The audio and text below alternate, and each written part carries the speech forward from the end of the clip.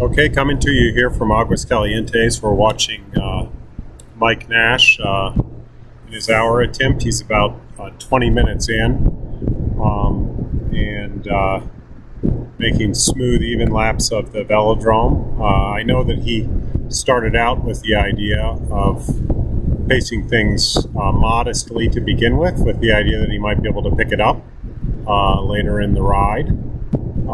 And so it looks like he's executing that plan. He's been slowly chewing away at the elite Canadian record.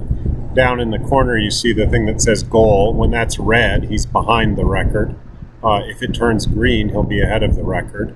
Right now it's red, and he's 2.4 seconds behind the pace that would be needed if he were adopting an even pacing plan to get the record. And so he's slowly chewing away at that. If you've been watching from the start, you saw that that he started down further on the record, a pace further off the elite Canadian record, and he's, as I said, slowly been picking it up. You saw right there, he just knocked out a lap split of 8.4, and that's been sort of where he's been sitting for the last few minutes, and he started out more around 8.5. As he does those 8.4s quickly, that gap from the record, or his distance behind the record, is going to evaporate because he's chewing away a tenth of a second every lap.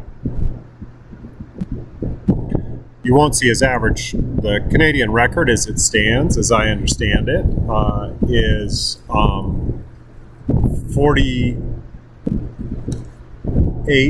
point, I need to check my notes here, is 48.587. So he'll get ahead of the record in terms of his pacing before you see the kilometers per hour exceed his record pace, because you have to take account of the start when you're considering the pacing. And Mike's start lap was a decent start lap. I think it was somewhere in the 25-second range, but of course a lot slower than the 18.4 second laps he's running now. So he's slowly eating away at that lap split deficit that he got from the start, with the aim of eventually surpassing this record. And it looks like he's well on pace to do it. Of course, this is an hour record, and 20 minutes in, things should still feel pretty much for free. And we'll get into the tougher part as he gets later in the record attempt.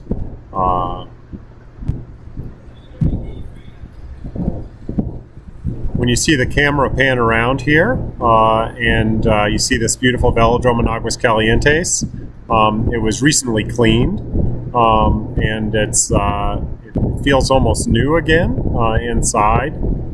You see the officials, and then when Mike comes closest to the camera, or right before he does, you'll see someone sitting down there on the apron of the track, and that's his dad, who's giving him time splits and letting him know his average time to any particular point. For those of you who aren't familiar, the area of the track that Mike is spending most of his time in is called the Sprinter's Lane. The black line that's around the track just a little bit below where Mike is right now is the measurement line, or the pole.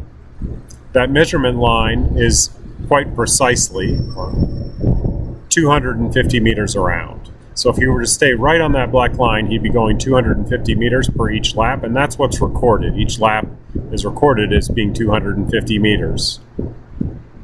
You can actually slip a little bit below that black line on a track, as you see Mike doing. It's legal to do that. It's not particularly advantageous if you get down onto that blue part that's below it. That blue part is painted with a different paint that is slower than the rest of the track.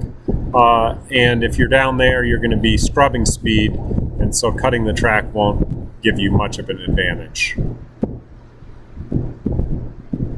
Mike is spending very little time down there, and his line is quite good as lines go on this track. It's hard to get used to going so fast on this track, and so riders typically have a little bit of difficulty initially when they start getting used to this track, maintaining a good line.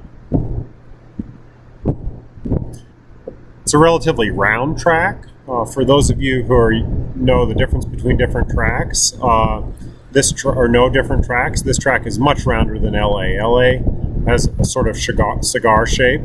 I don't know what the track in Milton is like where Mike regularly trains. Maybe one of you can tell me in the chat list, but there are other tracks that are notoriously round. Most of the tracks in Australia are very round. The tracks in Great Britain are very round, or most of them. They have a lot of tracks in those countries, unlike in the United States and Canada, where really each country only has one track, normal indoor track. And those tracks are notoriously fast because of their shape, and if you get a good low pressure day when the weather cooperates with you, they're quite fast in terms of the air density as well. However, here in Aguascalientes, we're at 6,200 feet. It's slightly lower effectively inside this track because the track's ceiling is held up with air pressure. So we're maybe 30, 40 feet lower than that inside the track. And so that gives you quite an advantage when you're riding here. You might not think it would because, of course, any of you who have been at altitude to go skiing or go hiking know that it's harder to breathe. You basically don't have as much power, and almost for sure, Mike is producing less power than he would at his home track in Milton. How much less, I'm not sure, but typically a rider will produce around 10% less power at this altitude. And so that's a good guess for Mike. So I don't know how much power Mike produces on a normal hour ride, but I suspect he's producing around 10% less. Oh, he just went green, so that means he's now on target for setting the Canadian National Elite hour record. Again, we're 26 minutes in, but he's been picking up steam as opposed to losing steam, so that's usually a pretty good sign. And now he's picking up quite a bit of steam. He just threw in an 8.2 there, which is a pretty speedy lap. But anyway, so we're here at altitude, and you gain a lot more when you're at altitude because of the reduced air density than you lose because of the reduced power. Or at least that's true for most riders who react normally to altitude. That's what makes this almost certainly, or one of the things that makes this one of the fastest tracks in the world.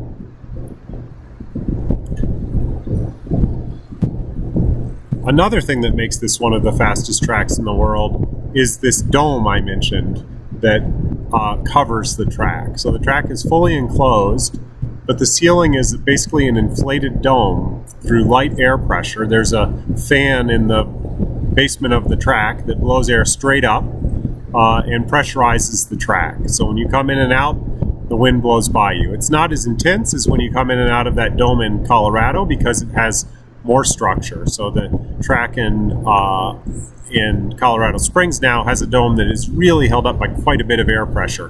Here the pressure is light, and another thing about here is that the dome is translucent.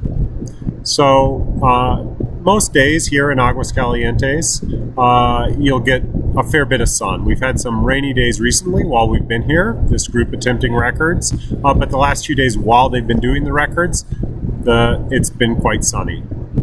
That's really all that matters for heating up this track. When you get sun outside, it comes through this translucent dome in the track, and you often get temperatures above 30, 35 degrees. Mike today started as late as he did because at 6 p.m. inside the track, it was still 29 degrees. Now when it gets hotter, the air gets less dense. So the sprinters who have been attempting and successfully breaking records here the last few days as part of our group have been going when the track is quite a bit hotter and the air is less dense. But for an hour, it's hard to sustain a high power if it's really hot. So typically hour riders go a little later, and that's what Mike's chosen to do. And so far the strategy looks like it's working out well for him. Now, some riders choose to go when it's really hot. I don't know how many of you watched it, but Vittoria Busi of Italy set the women's UCI hour record here just a few weeks ago. She went in the middle of the day when it was scorching hot, the time a sprinter would normally go. And she was able to deal with that extreme heat and set the women's elite UCI hour record.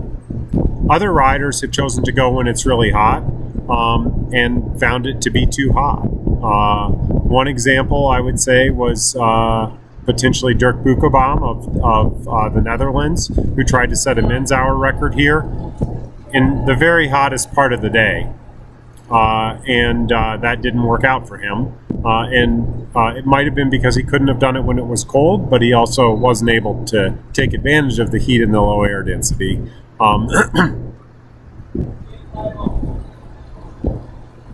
So that's one consideration that you take into account when choosing to do an hour here, what time of day to go. And it leads to the sort of waiting that can be frustrating for a rider, but if you hit it right, it can be rewarding.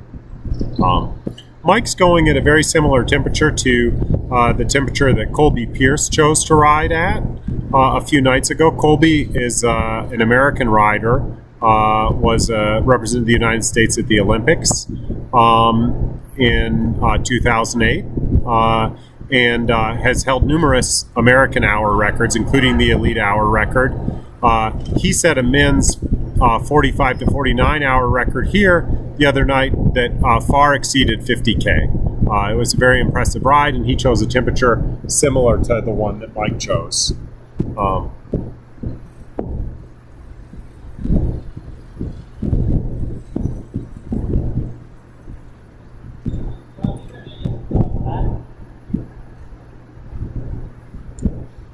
I need to help Mike's dad for a second, get another marker for his whiteboard here, but I'll be back. Around there, down there, where the whiteboard is, there should be a set of whiteboard markers, including a black one.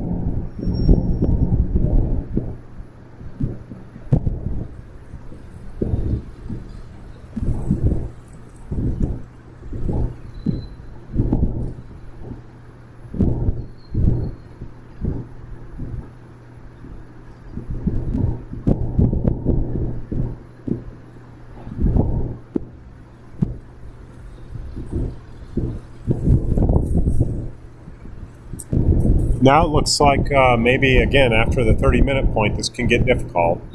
And it looks like potentially Mike's falling off the pace he was hoping to keep a little bit. He had been consistently building on it, but now as I look at his lap splits, they're falling below where he had wanted them to be.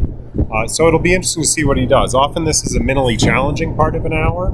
I've watched my wife, Molly I'm Rob Van Houweling. I've watched my wife, Molly Van Houweling, do a number of hour records here and in other places. And sometimes this is a part of the hour where it's difficult to concentrate. And riders sometimes can lose a little pace at this point, but then bring it back. I would say more often when a rider's losing pace at this point, it suggests that they're going to have a hard time keeping the pace they had intended to keep. That was true for my wife Molly last night. She started out at a pace of just around pace that would have resulted in an hour record of about 47.25K, and she was pretty easily keeping that pace through about this point. It was about at this point where she began to suffer and fall off that pace a little bit, and that was not unusual. And one thing that's true is you have to manage things when you fall off pace in an hour record, and it's very hard to do that because you're trying to keep the pace. Your heart rate gets really high, and you can sort of back off a touch, and it doesn't really help you that much because your heart rate doesn't get down, you don't recover. A road time trial is very different. When you get out on a road and you have a time trial, even on a flat time trial or relatively flat time trial, there are moments when you can rest, moments when you can coast, and you just can't do that in an hour record. The other thing that's difficult about an hour record and often makes it more painful than any road time trial is you know precisely where you stand and precisely what pace you need to keep. So often you're keeping that pace quite regularly, quite effectively, and then it begins to hurt. And when it begins to hurt, there's nothing you can do. You know that you're losing the pace. You desperately try to keep it, but you don't want to drop off it until you absolutely need to, because you know that if you do drop off it, you're not going to get the record. Mike is in a little different situation here because he's pacing with an attempt to set the Canadian elite record, but of course Mike is a masters racer. And he has another record that he wants to improve on, and that's his own Canadian Masters men's 50 to 54 record. That record is 46.434K. And so that's another goal that he can have in mind and another aim that he can have in this hour record. So it'll be interesting to see how he manages this point of difficulty. My sense is that he's come back a little bit. He was riding 8.6s, 18.6 second laps, and he's now come back and ridden a series of 8.5s. And that's losing a slight bit on the record that he's hoping to set, but not much. So it certainly seems like Mike might be one of the exceptions who has a little bit of difficulty at pace at 30 minutes, but turns it around. In fact, there goes an 8.4. So that's a pace, when you see a lap that says 8.4, that's a pace that improves his standing with respect to the Canadian elite record. So he went through a few moments there where it was difficult to do that, and it will be really interesting to see what he does going forward.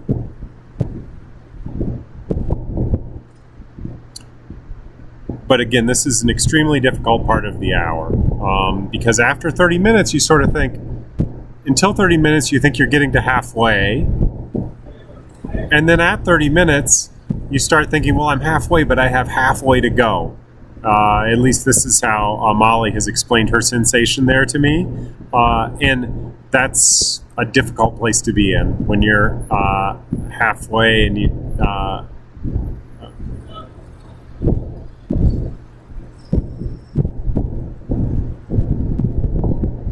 and you're really thinking that you have halfway to go.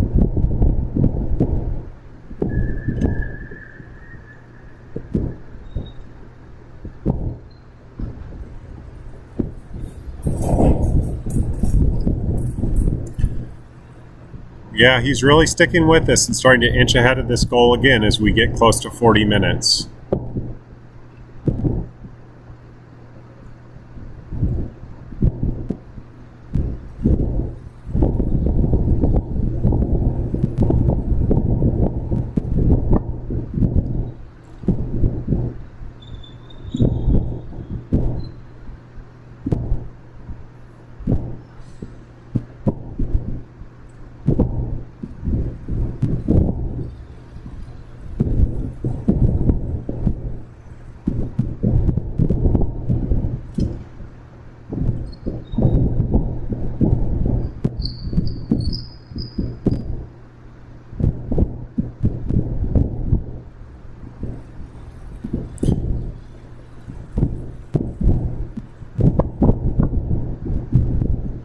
Seems like Mike has a pretty good sense of himself and his effort, and he's managing it quite well.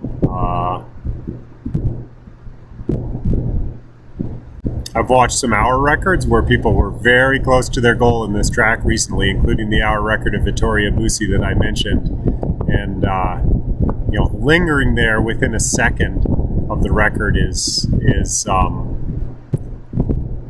it's something. And I should say, I'm not confident that the timing that we have on screen, it's not the official timing. It's getting the lap splits exactly right. There's a strip on the track that's taking lap splits and putting it into our timer.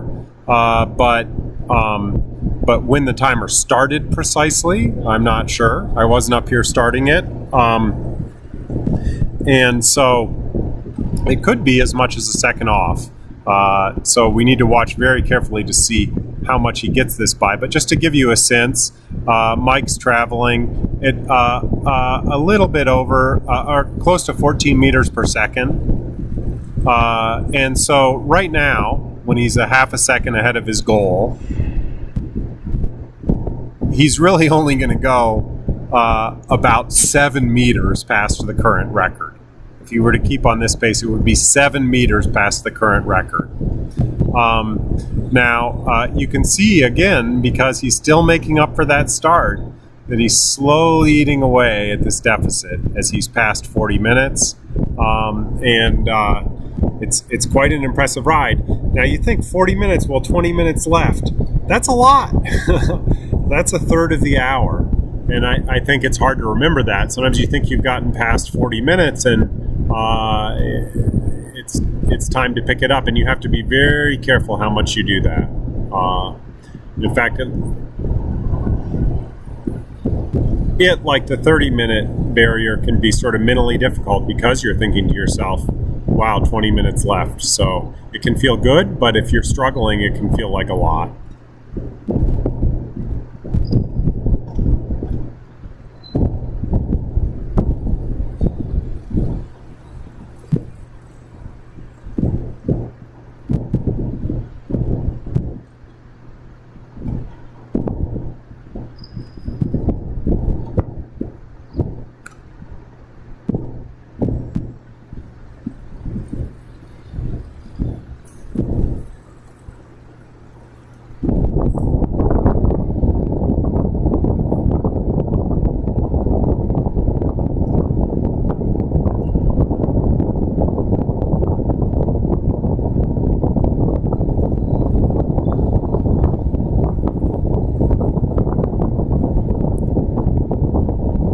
Really just hanging right there with the record now.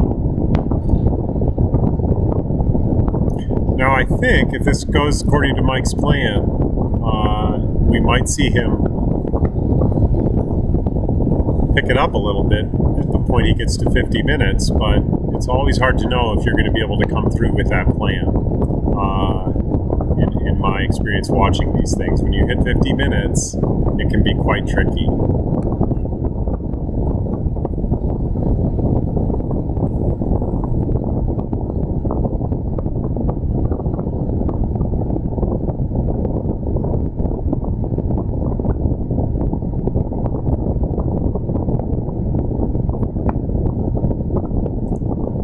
Mike chose a strategy, a pacing strategy that I would actually say is unusual, but it really does avoid one pitfall of attempts, and that is he intentionally started out slower than the average pace he wanted to achieve. It's a good idea if you can discipline yourself to do it, and he had the discipline to do it. Most riders get out there, and for the first few laps, first 10 laps, maybe even first 10 minutes, they're liking to put time in the bank. It feels good to have some time in the bank. And so when they see a lap that's a 1/10 of a second or 2/10 of a second faster than they want to go, they don't try and slow down. And Mike avoided that by starting out with laps that were actually slower than he wanted to average in the end. And that's an unusual strategy, partly just because it's hard to execute. But he had the discipline to execute it, and I have to say, I think it was a good choice. It's going to be difficult for him to get the elite record, but he has not put himself in a position where he's having extreme difficulty like some riders do at this point in the race.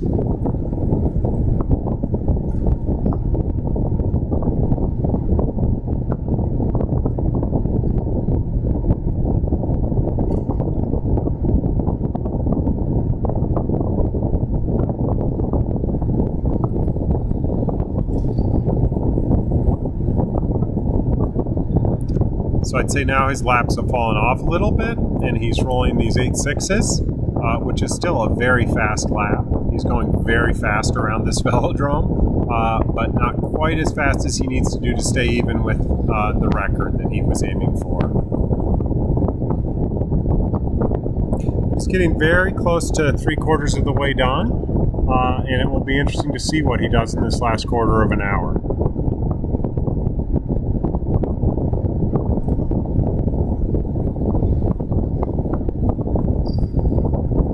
He's pulling it back again, I would say, just watching the splits.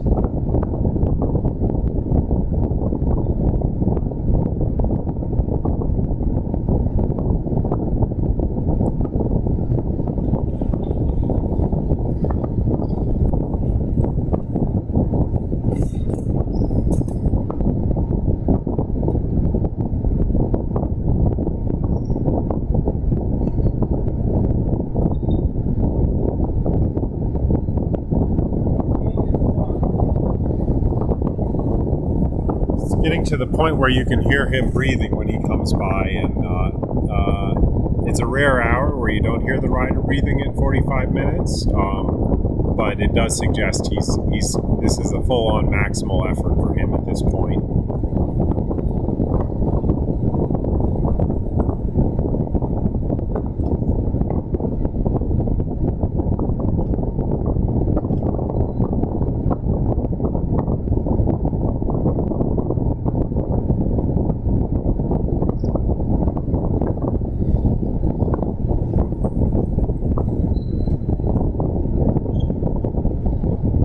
Pretty quiet here in the Velodrome.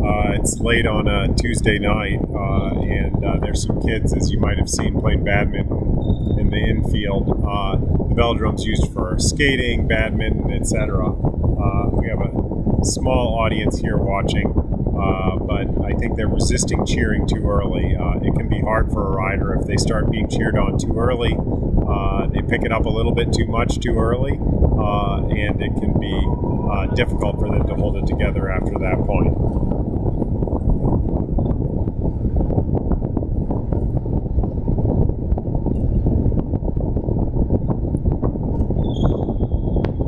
Like I said, we now see that Mike's slightly behind the goal pace that we were looking for him to hit, that he was looking to hit.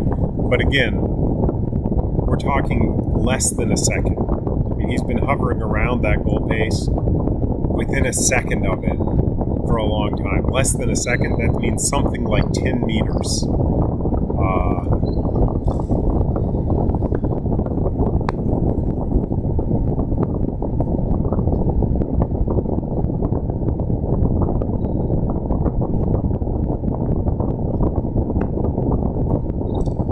An American woman today, Andy Smith, set an hour record for the United States in the same age group.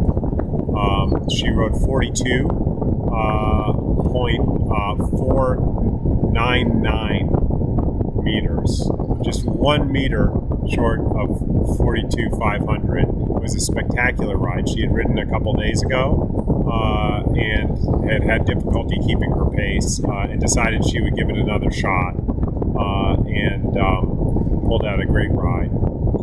So plaudits to her.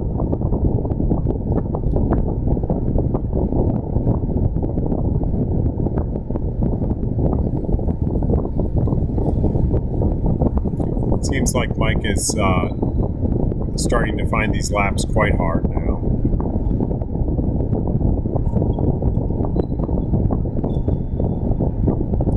He's getting very close to being over the 50-minute point here, and sometimes that can be a mental boost. So it'll be interesting to see what he does then.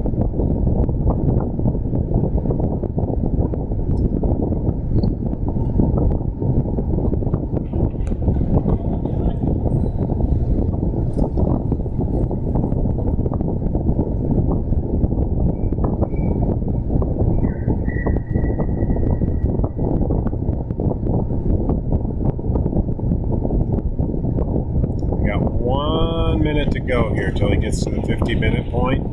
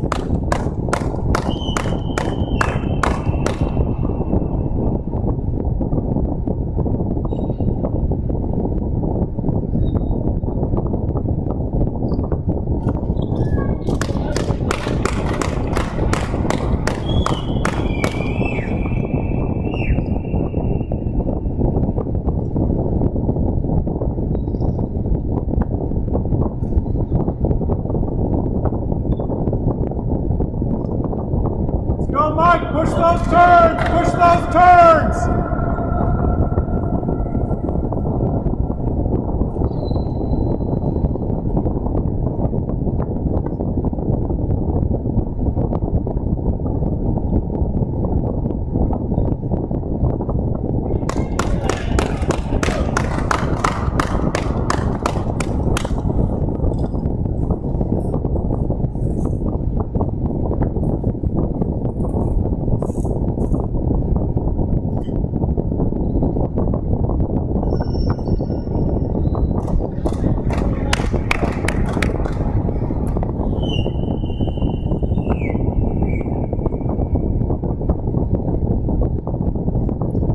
This part can be extremely agonizing as you wait for a rider to get to 55 minutes. 5 minutes to go is sort of a mark that I think most riders have in their head as something they're looking forward to. But these minutes between 50 minutes and 55 minutes, when you're watching a rider struggle with their pace, are difficult to watch. They take a lot more time than they seem like they should in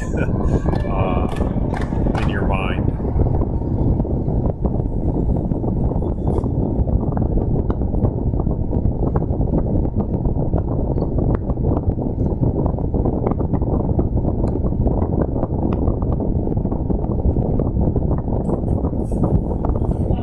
Go, Mike!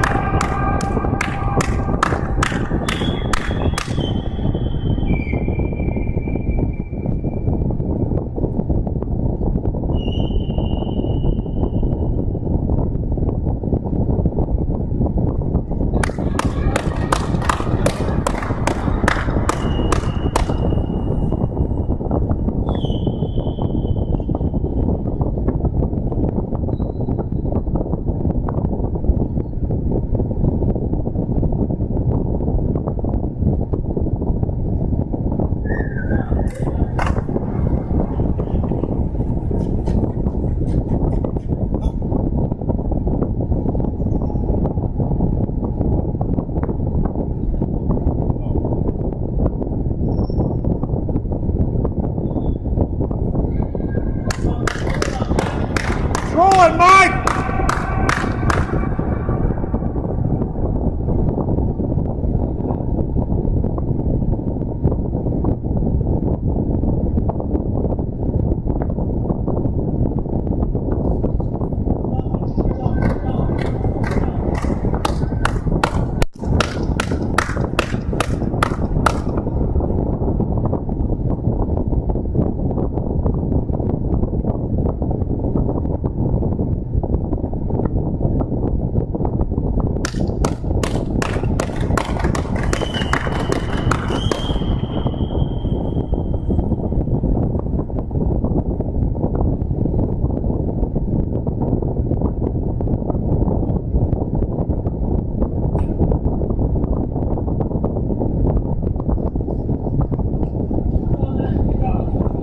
Five to go, Mike!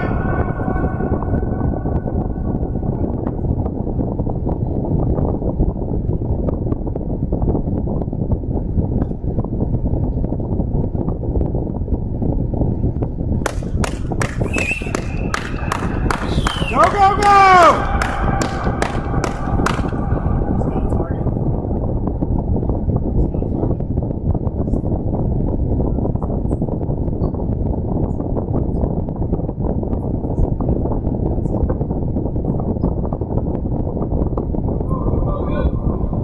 Go, Mike!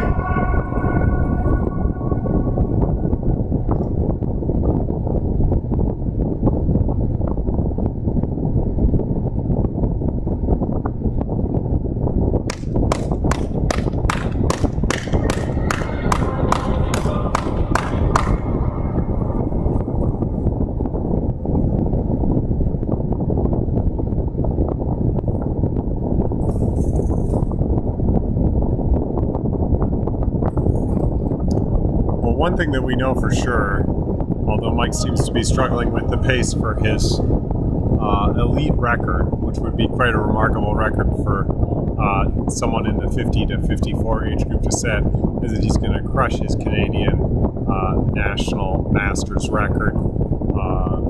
If I were to put that record in, the goal pace, he would be minutes ahead of it. Or not minutes ahead of it, nearly a minute ahead of it, I think. And really going quite fast relative to that. So while he's struggling with this record, it's good to keep that in perspective.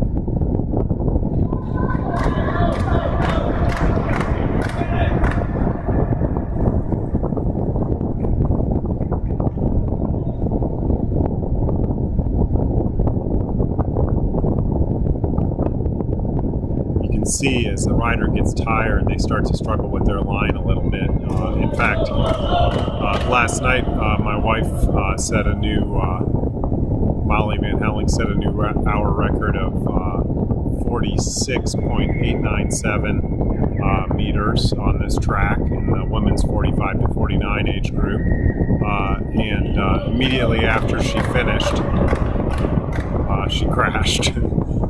And it was partly because she was so tired from the effort. And when you sort of lose your line on a track like this, it can be hard to get it back.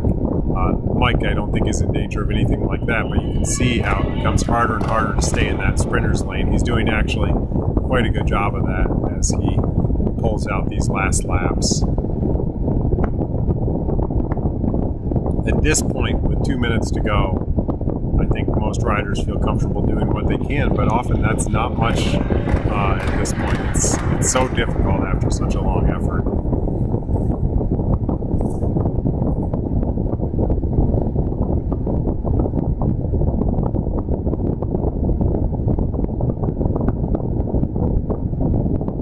Go, Mike!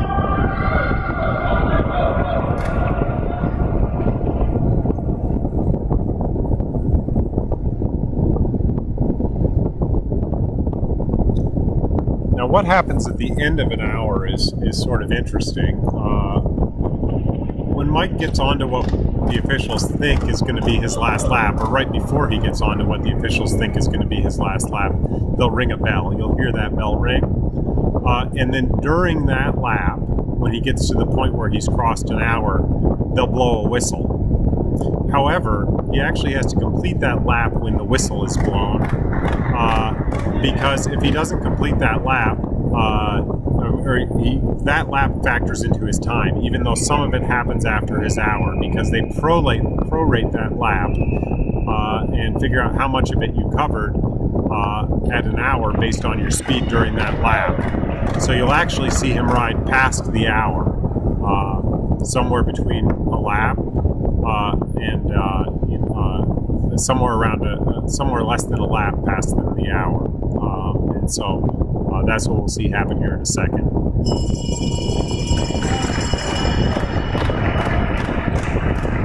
There's the bell. And the whistle will come in just a few seconds here. There's the whistle.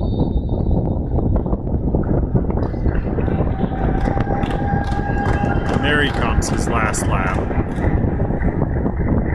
So our timing says that Mike covered 48.401 kilometers in that period of time. But again, because of the way the officials calculated, I have no idea whether it will be slightly faster than that or slightly slower than that.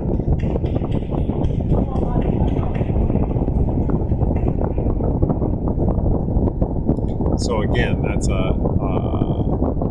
far past Mike's standing record of 46.434 kilometers and just shy. So we're talking less than a lap shy of the Canadian elite record of 48.587 kilometers.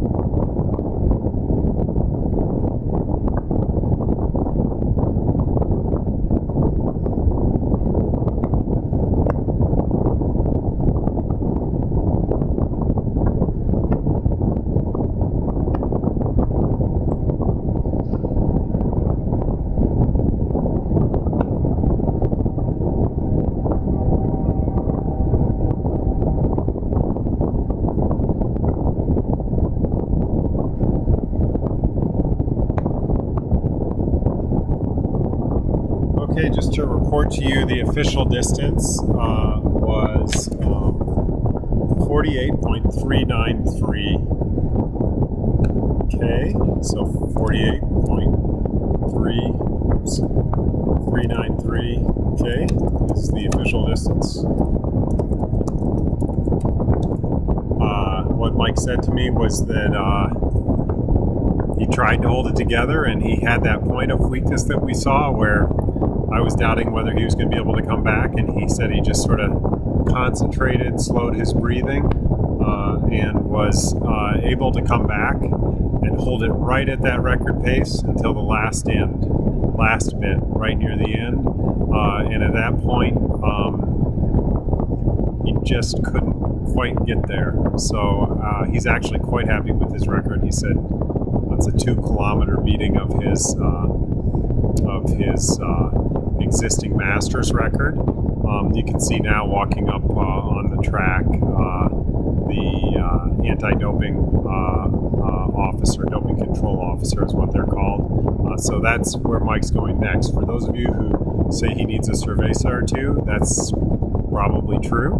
But before he does that, he's going to have to drink some water or something else and satisfy the anti-doping authorities, and then he'll be free to drink that cerveza you're talking about. So thanks for watching, and I will now let you go here from Aguascalientes.